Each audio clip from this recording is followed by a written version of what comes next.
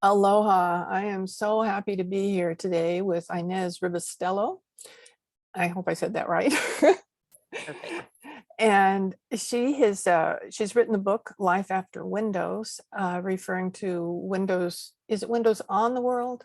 Yes. Yeah, I'm not sure about the on, windows on the world. And it's she has an amazing story to tell us. And the thing I like best about it, and I'm sure that you will enjoy too, is that I can't imagine going through something more traumatic than the experience that she had 20 years ago. And today she's got a beautiful smile. She has a great life and she's a wonderful person. So I'm very happy to have her here today to talk to. Thank you. So, Inez, would you just like to start off telling us a little bit about your experience and what happened?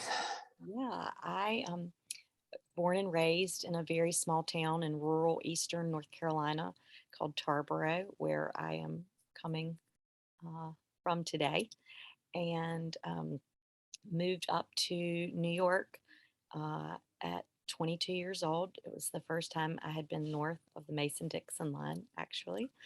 Um, Very, naive and um, ready for my journey to begin.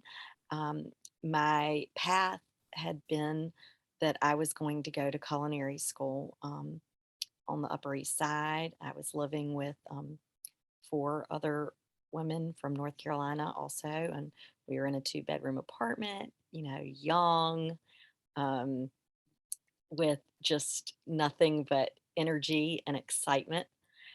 Um, and I don't think any of us had these plans to actually find our career in New York. It was more of a let's go work for a while and, have some fun.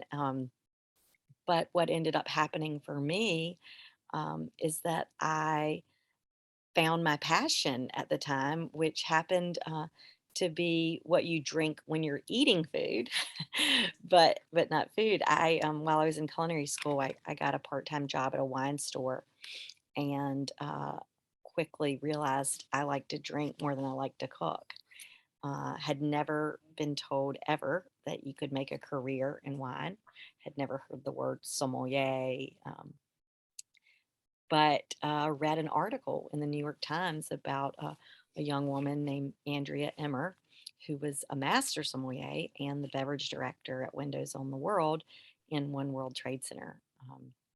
And so I cold called her, eventually got an interview, and eventually got an entry level position as an assistant cellar master, which is a very fancy word for minimum wage paid box mover.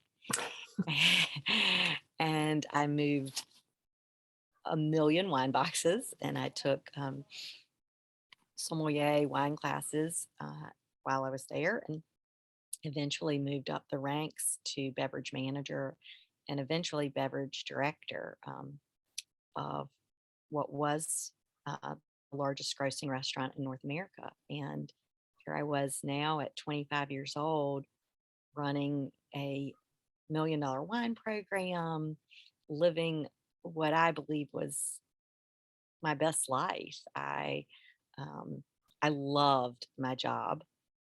I loved New York City. While I missed my family at home, I just had found, um, I guess, this treasure in work and my work family, and um, it came to a grinding halt on 9/11.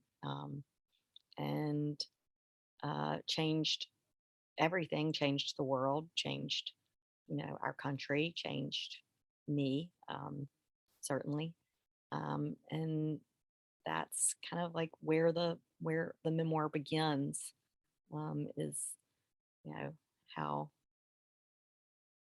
I moved forward after something that was truly devastating emotionally,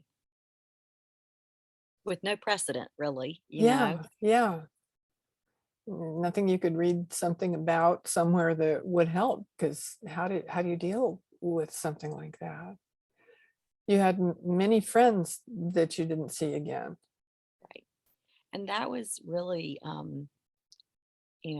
obviously the people who were killed who were in the building, that loss was monumental. But then there were people who survived, but I still never saw again because people moved away, um, and people got jobs in other places, and so there were 500 of us. And while we were fortunate that 80, only 80, um, died on September 11th, there were 420 who I lost seeing every day, who, but who still lived. Wow. Just listening to you talk about it, it gets to me. I remember that day very clearly. And I was in California, but it was so vivid for everybody. I think everybody remembers where they were when that happened, and what happened. And uh, I can't imagine what it was like to say to hear about it and go, okay, now what do I do? And what were your first thoughts? What did you do when I everything was happened? so naive when I first was watching it and saw where the plane had hit our building. My first thought was, oh my goodness, it's going to take me forever to clean up this mess. Mm, My mind didn't even go to the fact that there were people dying.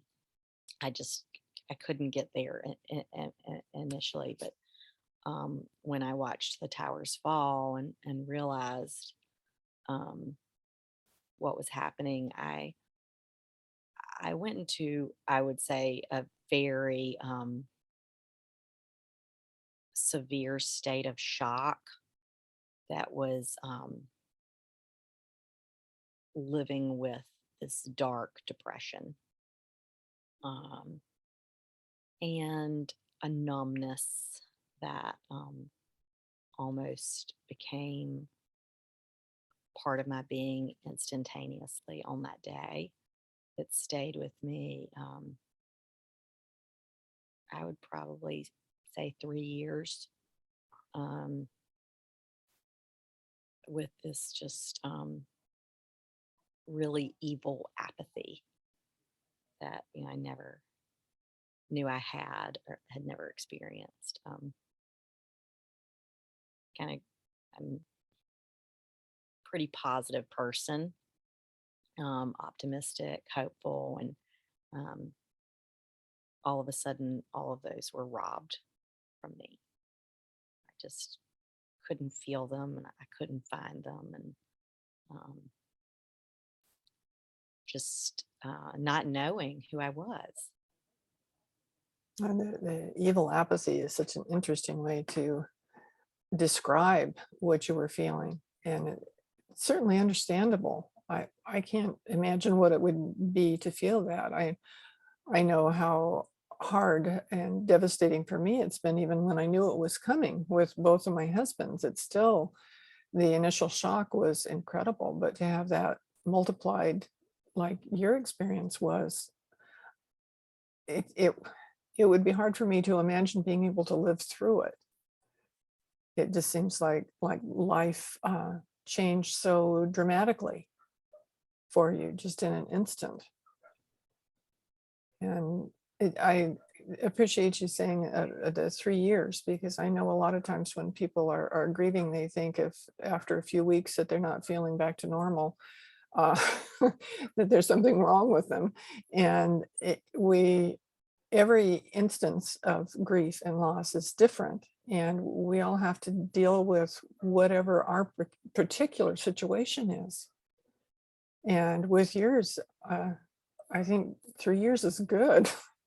To I'm sorry those 3 years you had to go through, but I'm so glad that you found a way to move forward. You don't, I can't say you get over something like that, but you can move forward. with your life. And I think you've stopped focusing so much on that and trying to focus on other things that that can bring you happiness. So how did you start moving forward? What was what propelled you?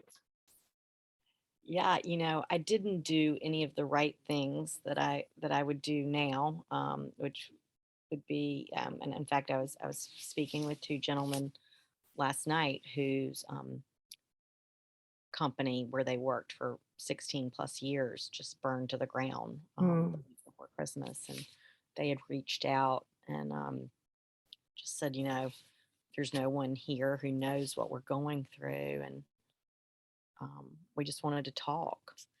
And while grief is so different for everyone, I mean, the two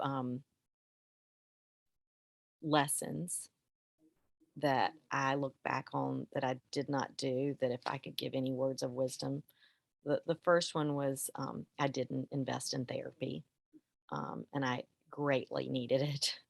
Um, and then the second one was that I jumped right back into a stressful management position. Um, and, I didn't have the luxury to not work, but I could have done something that was um, on a much lower stress level that um, would have provided me, a steady income without the just the intense um, kind of rush, go go go of a high management position. So um, starting to heal, I say this in the book. I was very angry at God, and so I ignored God, and felt very faithless for those 3 years. But I think just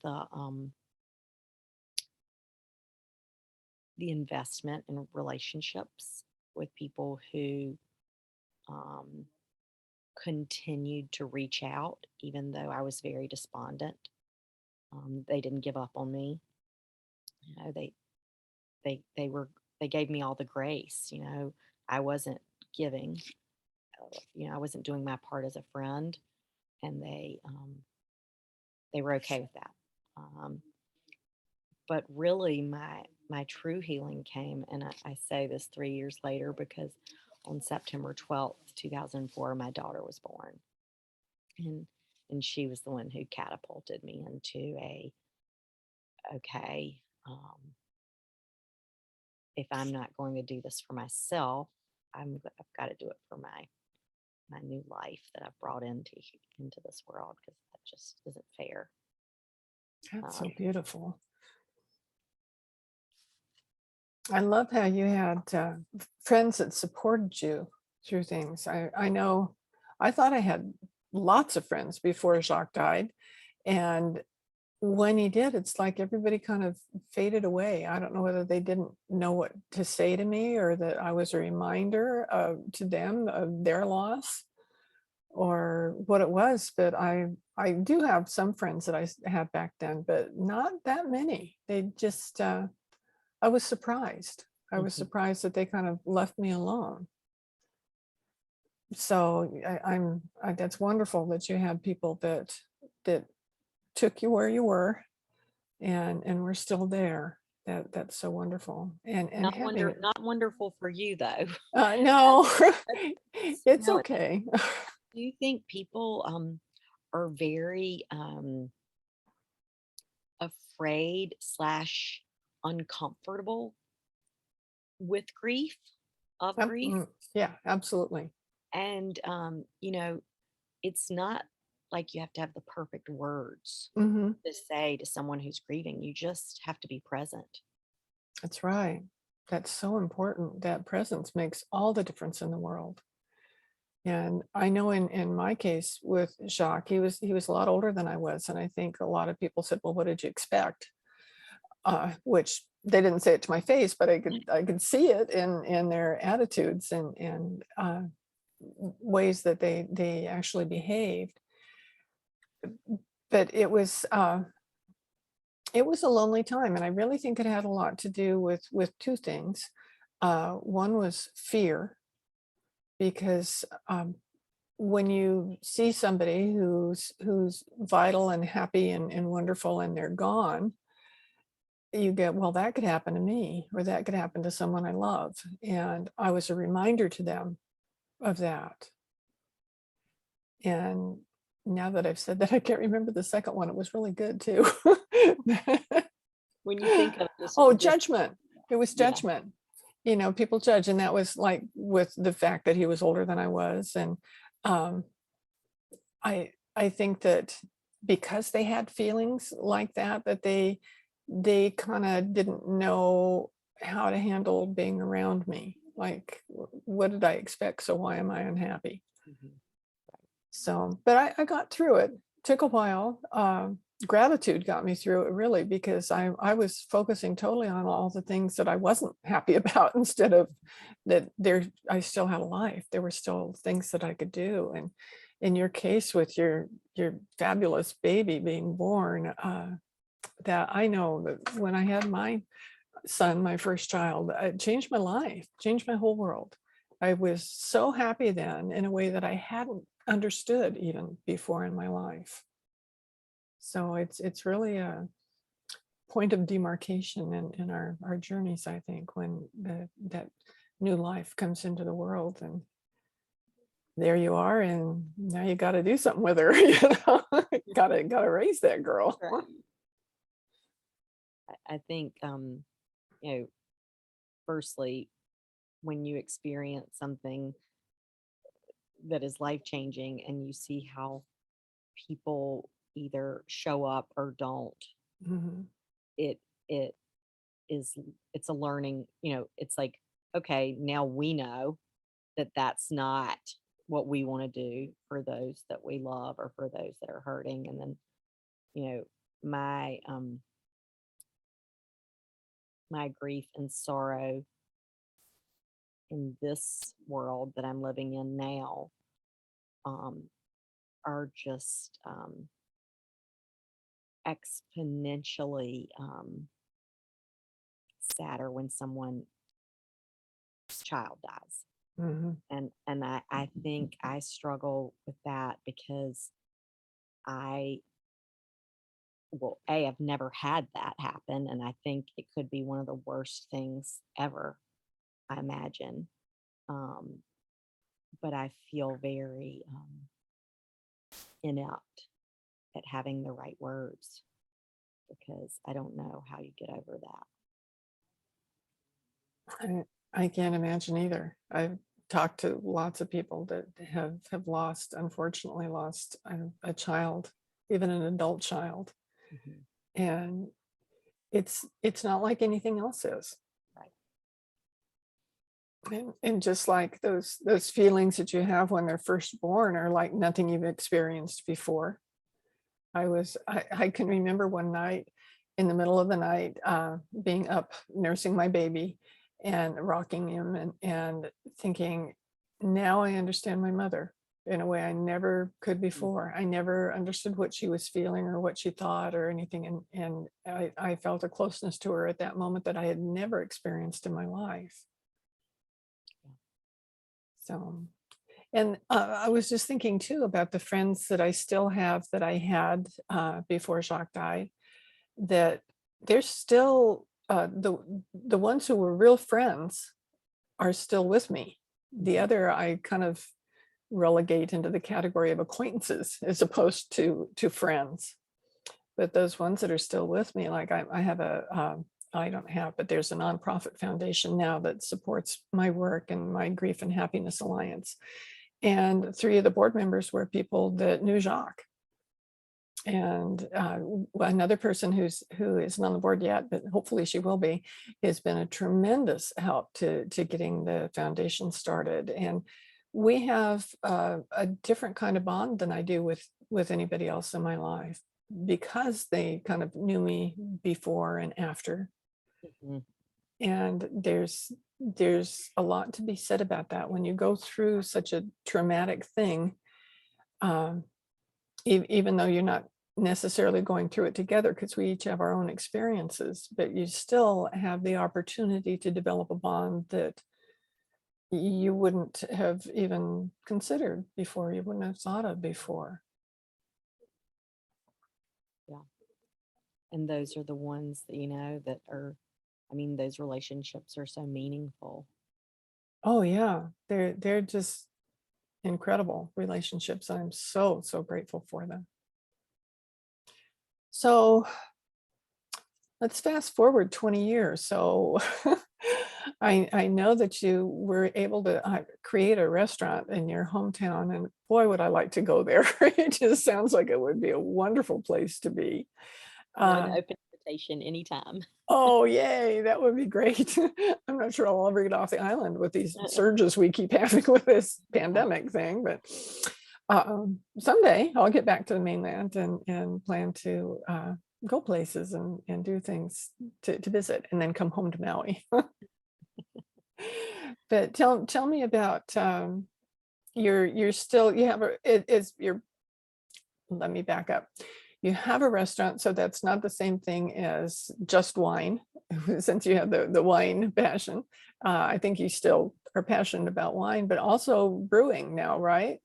Yes. And also the restaurant, and it all just sounds so wonderful. And what I really like is the connection with the community, a small town. I was born and raised in a small town, and they, I still have a company there. It's 62 years old, Oh, wow. and I'm on the board of it, and with my daughter and my two nieces, we're the owners now of the company that we inherited from my parents. Oh, wow. What kind of And company? ambulance, Oh, man, that's so neat. yeah, and especially in the last couple of years, it's turned into something different than it was before with all the things that we're doing. But we are so focused on the community, so focused on taking care of our people that work for us, like family. It's different when you're in a small town. And when I was reading your book, I had that feeling about what you did with your restaurant and with the brewery, and how how good it is to be places where you've known people forever, where you can walk to your grandmother's house, or to be easily get around in your community. Mhm. So tell us a little bit about that. How's your life now? You know, this community has been such a vital part of the healing, coming back and opening a restaurant and having this town and this county support it and support our family and love on us and you know check on us. It's amazing. I wouldn't have it any other way. I'm so grateful that they want us here and that they appreciate what we're doing, because I have had friends who have gone back to their hometowns who have said that was not their experience. Mm, Um, but they've embraced my husband who's from New York, and um, my children have been able to, um, you know, do extracurricular activities, and we're able to be there. I don't think a lot of restaurateurs in bigger cities have that luxury, where you always have to be at the restaurant. We've employed so many young people. love that. Oh my gosh, it's great. And when we see them come back and move back here and start families and jobs, it's like a just a great big reward all over again. Um, but yeah, having my big old blended family, my mother, stepfather, stepmother, father, and My mother-in-law relocated down here from New York in 2007. Um, my father-in-law, who's been in New York, has just moved down here in with us for a couple of months while it's cold. Oh, wow. So just grateful that that Stephen and I have been able to just feel this like community, this value has just been unbelievable. Yeah, I see that so much that I think the people who have the most difficulty dealing with grief and loss are the ones that don't have community. Hmm. They don't Oh have yeah. people there to support them. And unfortunately, there's a whole lot of people like that in the world. And that's part of who I reach out to people that may not have anybody else that they can talk with or deal with. And so I like to bring people together, like in the Grief and Happiness Alliance, who have loss in common. And Hmm. with that, they can develop bonds and love and support each other. And I think that's what makes the world go round, to have people that you can deeply connect with. Right. There's that. I love that movie Into the Wild, and at the end, he carves saying that happiness is sharing it with others. Hmm. Are you really happy if you don't have someone or ones to share it with? But I do think like the value of being in community is just under underspoken about. Hmm. That's one of the reasons I love it so much here in Maui. I've lived in a lot of places, all in California before now, but I've never lived any place where the love is part of the community. It's actually a law of aloha that people who do business in the state of Hawaii are expected to follow. And it's essentially a law of love. Aloha means a lot of things. Love is one of the primary things. And I thought, wow, this is cool. This is where I want to be, where people, it's just an expectation. Yeah, it's a law, but it's an expectation that people will treat each other well. And the word here for family is ohana.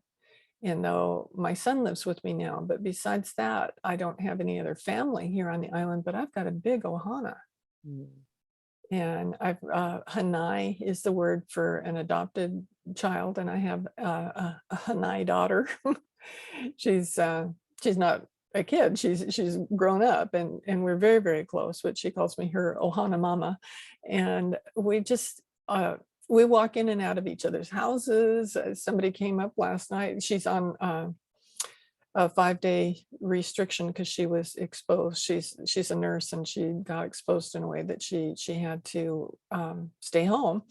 But she was trying to cook and she didn't have any coconut milk. So she called me and I said, sure, I've got coconut milk. So I put it out on the porch so that we wouldn't be violating the restricting thing. And she was able to come up and get it and still be able to eat what she wanted to for dinner. But we just are always bringing things into each other's lives and back and forth, and I love that. I think the whole world could be so much better of a place if we could all look at each other that way, like, how can I befriend this person, or what can I do for someone else that would make them happy? And I 100%. love doing that. Yeah. Well, I in your book, I it's a really really good read. Was going to say I really enjoyed it, but there's stuff about it you don't really enjoy. It's history, it's truth, it's things that make you aware of the world and how things happen. So I think it's a very valuable book to read. And toward the end, you wrote a section that really struck home with me, and I'd like to ask you to read that for our listeners now, if you wouldn't mind.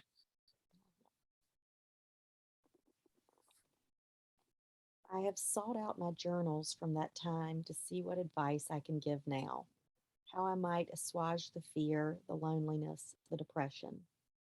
But the only comforting words I can find are the ones given to me by so many of you in 2001 when you wrote and called to say, you are not alone and you will survive. I remember looking at the people who said this to me, thinking they had no idea what they were saying. To be honest, I didn't believe them at all. But they continued to say it, and I continued to get out of bed each morning, and I continued to go to bed each night, and I continued to breathe. And at some point, I started feeling whole again. Not immediately, but gradually. My friends, we cannot control what's happening all over the world right now. All we can control is our reaction to it, and that will most certainly control the outcome. All credits for this wisdom go to my favorite high school football coach. Yes, the landscape is going to be very different on the other side. It's going to look empty and desolate and dark, but it won't stay that way. It can't. It can't stay that way if we continue to breathe and lift one another up, to encourage our neighbors in all the ways we know are possible. So powerful, such powerful words. Um, I really liked the whole book, but that passage was worth reading. The whole thing, very, very powerful. And I appreciate you being able to read it. I teared up with you reading it. I'm not sure I would have been able to read it myself if it was my story.